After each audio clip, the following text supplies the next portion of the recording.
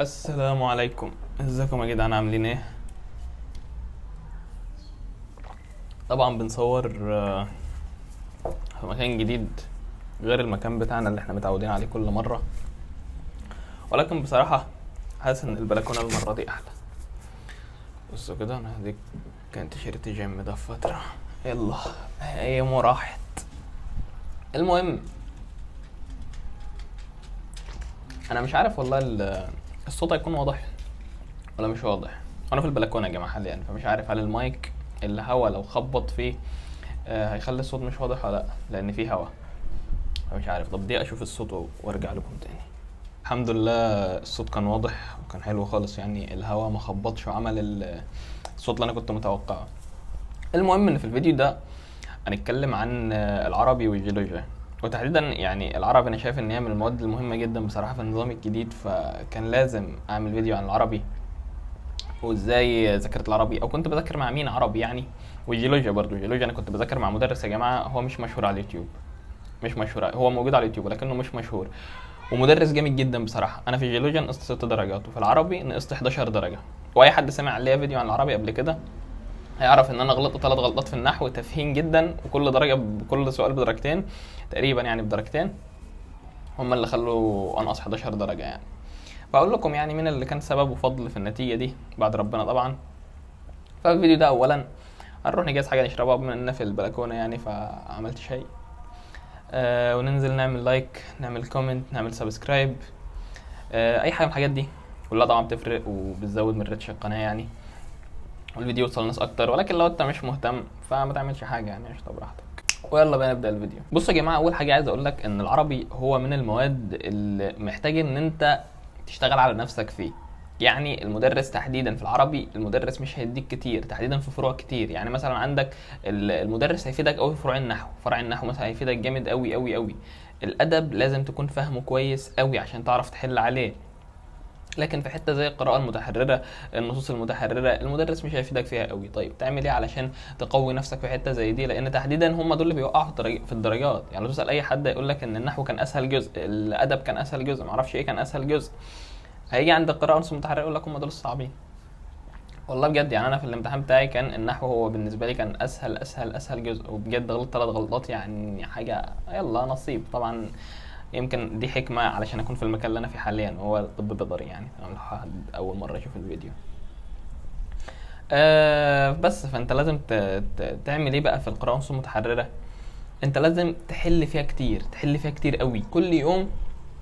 اقعد بالليل كده، امسك قطعه نصوص متحرره او قراءه متحرره وحل. حتى لو انت ما كملتش المنهج، ما ذاكرتش كتير في العربي، ما خدتش كتير في العربي، حل. اصلا الحاجات دي معتمده على دماغك نفوخك، تمام؟ يعني الحاجات دي مش محتاجه تكون مذاكر منهج اصلا زي قراءه متحرره، هي حاجات كده، فاهم؟ فانت لازم تتدرب عليها، تعرف الاسئله بتفكر ازاي، تعرف تفكر مع الاسئله ازاي يعني.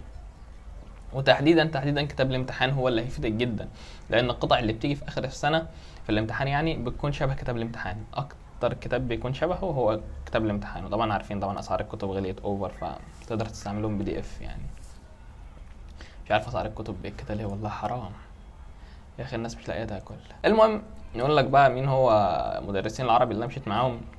مدرس العربي اللي انا مشيت معاه بلا منازع، كملت معاه هو وحده، كان بس في مقتطفات كده خدتها من مدرس ثاني اقول لكم عليه برضه.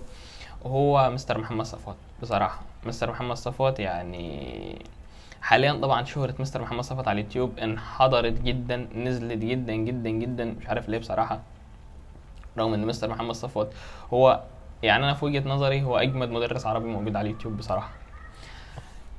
مدرس جامد، جامد جدا. ده اللي انا كملت معاه، كان عامل سلسله النحو كده على قناته فيها بتاع 60 فيديو ولا فيها 70 فيديو. ده اللي انا ذاكرت منها النحو، ما ذاكرتش النحو من اي حته تانية. وهتلاقيها موجوده على فكره. ولو ذاكرتها دلوقتي برضه يعني مفيش اختلاف في المنهج، فاهم؟ فهي بس. فبصراحه يعني السلسله بتاعت النحو دي هي اللي انا ذاكرتها بس في النحو، فاهم؟ وكان النحو بالنسبه لي هو اسهل جزء والله في الامتحان. والاسئله اللي غلطت فيها دي يعني اسئله انا لما طلعت بره اصلا قريت الاسئله بس جاوبتها، فاهم؟ اللي هو انت ازاي اخترت دي في الامتحان؟ فعشان كده الحاجات دي بتكون نصيب ورزق من عند ربنا علشان تكون في المكان اللي ربنا عايزك فيه يعني. فمستر محمد صفوت بصراحه يعني، واكتر حاجه كنت بحبها في مستر محمد صفوت هو النحو طبعا والادب. الادب كان بيشرحه بطريقه حلوه خالص. هو الدبانه دي مدغوري بقى. الادب كان بيشرحه بطريقه حلوه خالص، وهو معتمد على انك تفهم كل حاجه. خرابي مش عايزك غير تفهم يعني بجد. انا برضو شرح الادب اتفرجت عليه على اليوتيوب، كل الحاجات يعني المنهج كله انا ذاكرته معاه على اليوتيوب، ما دخلتش منصات ولا بتاع. فكل الحاجات دي هتلاقيها حاليا موجوده برضو على اليوتيوب لو انت عايز تكمل معاها، وما تشتركش في منصات بقى ولا الكلام ده، لانه اكيد شغال على منصه. بس تقريبا بسبب ان الريتش عنده وقع خالص، فهو بدا ينزل فيديوهات على اليوتيوب تاني، بدا ينزل المنهج شرحه على اليوتيوب تاني. غالبا هو اي مدرس لما الريتش عنده بيقع بيبدا يرجع تاني على اليوتيوب عشان يبدا يعمل شهره من الاول. ما هو بص، يعني الفتره بتاعت 2021 دي كانت فتره انتشار المدرسين كلهم. يعني انتشار المدرسين، يعني كانت مدرسين كتير قوي على اليوتيوب، مفيش حد مشهور قوي وحد مش مشهور قوي، لا كده الناس كلها بتجرب دلوقتي. الناس كلها بتجرب كل فكانت كل المدرسين عندها ناس، كل المدرسين عندها ريتش، كله معروف دلوقتي، كله انت بتروح بالحظ عند حد. ولكن بعد 2022 و2023 فاهم، في مدرسين كده طلعوا في السماء، ضربوا في السماء لفوق، بقوا هم دول المشهورين في المجال. يعني مثلا عندك الماده دي المدرس ده هو المشهور ليها، فاي حد هيجي يتفرج على اليوتيوب هو هيروح على المدرس ده. ليه؟ لان ده اكتر مدرس مشهور فيهم. الماده دي مثلا نفس الحوار فاهم. فعلشان كده في مدرسين التانيين حتى لو شاطرين فهم بيكونوا ايه، وقعوا. ليه؟ لان هم الشهره ما خدتهمش زي التانيين فاهم. فعلشان كده انا بحاول اوضح لك يعني الناس اللي كانت شاطره جدا في 2021 والشهره ما طلعتش بيهم لفوق واختفوا،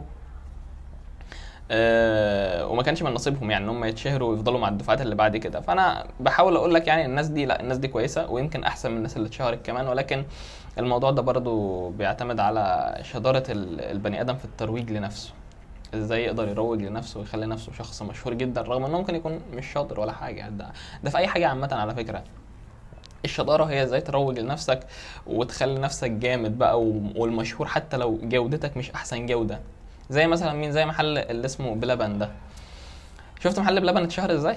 اتشهر بطريقه جامده جدا يعني. المهم عشان ما نخشش في حواديت بره، فهو مستر محمد صفوت بصراحه في العربي. وكان في درس المسرحيه في الادب، اخر حاجه في الادب خالص اللي اسمها المسرحيه دي، ذاكرتها مع مستر اسمه وليد محسن. برضه وليد محسن يعني من المدرسين اللي هم ايه، طريقه شرحهم مختلفه عن مستر محمد صفوت، بس كانت طريقه حلوه يعني، كانت طريقه ممتعه. كنت بفضل بتفرج على على الحصه كده وانا مستمتع بصراحه يعني، الفيديو كان متعه. ولكن ما جربتش معاه نحو مثلا ولا الحاجات دي، لا بصراحه محمد صفوت هو الوحيد، وما حاولتش اجرب مع حد تاني. انت لو محتار فانت تقدر تروح لمحمد صفوت تشوف فيديو، بس فيديو صغير لاي حاجه، وتقرر بقى اذا كان حلو ولا وحش. لان انا بقول لك الريتش عنده وقع خالص، فانت غالبا مش هيظهر لك فيديوهات ليه اصلا.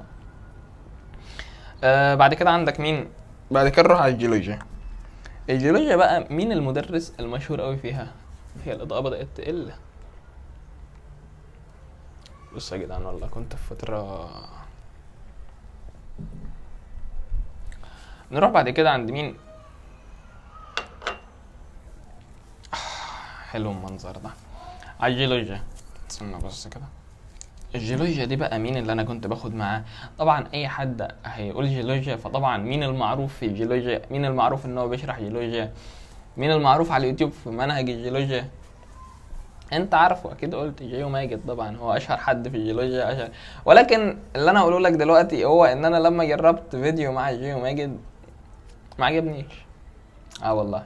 بص مش عايز يعني الفيديو يبقى يعني حاجه او تخلي الناس في الكومنتات تقول لك انت بتعمل اعلان لده على حساب ده والله يا جماعه انا بحكي لكم تجربتي. انا ولا بعمل اعلان لده ولا بعمل اعلان لده. الناس اللي انا خدت معاه والكلام ده قلته في الفيديوهات القديمه على فكره قبل ما القناه تكبر وكل الكلام ده، يعني لو تقدر ترجع وتشوفهم فاهم. فالكلام ده انا بقوله من زمان اصلا، ولكن بجدده تاني علشان الدفعات الجديده لو ما كانتش شافت اللي هم ما شافتش اصلا الفيديوهات القديمه بس. لكن انا ولا بروج لده ولا بروج لده ولا اعلان لده ولا اعلان لده بس. فجيو ماجد يعني بصراحه ما عجبنيش طريقه شرحه، ما عجبنيش الهزار الاوفر اللي في اللي بيبقى في الحصص. يعني الواحد يا عم انا في حته عايز اركز يا عم، لا يعني فاهم، ما عجبنيش خالص بصراحه، ما عجبنيش طريقه شرحه. طب مين بقى اللي انا كنت باخد معاه؟ مستر اسمه حيدر محمد.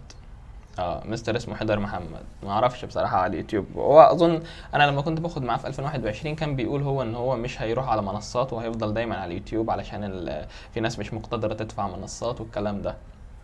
مش عارف بصراحه حاليا هل هو ملتزم بالوعد اللي هو وعده في 2021 ولا راح على منصه.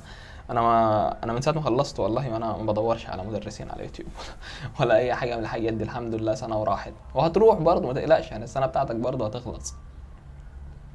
فعندك حيدر محمد بصراحة مستر من المدرسين الشاطرين جدا. بالنسبة لي أنا شايف إن هو مدرس جامد جدا بصراحة في الجيولوجيا، وأنا ما كنتش باخد دروس جيولوجيا نهائيا على فكرة. اعتمادي بشكل أساسي أساسي أساسي على مستر حيدر محمد فقط. ونقصت كام درجة؟ نقصت 6 درجات بس الحمد لله في الجيولوجيا. بس طلع فترة كده طلع عليه مش عارف حاجه زي حمله كده، يعني الناس بتنتقده مستر حيدر ده. كانوا بيقولوا ايه؟ بيقولوا ان هو بيشرح غلط، بيفهم العيال الحاجات بطريقه غلط. فانا اول ما شفت الموضوع ده قلت ما يفهمني بطريقه غلط، انا بسمع الشرح بفهم الحاجه اللي هو بيشرحها بالطريقه اللي هو بيفهمهاني بيها.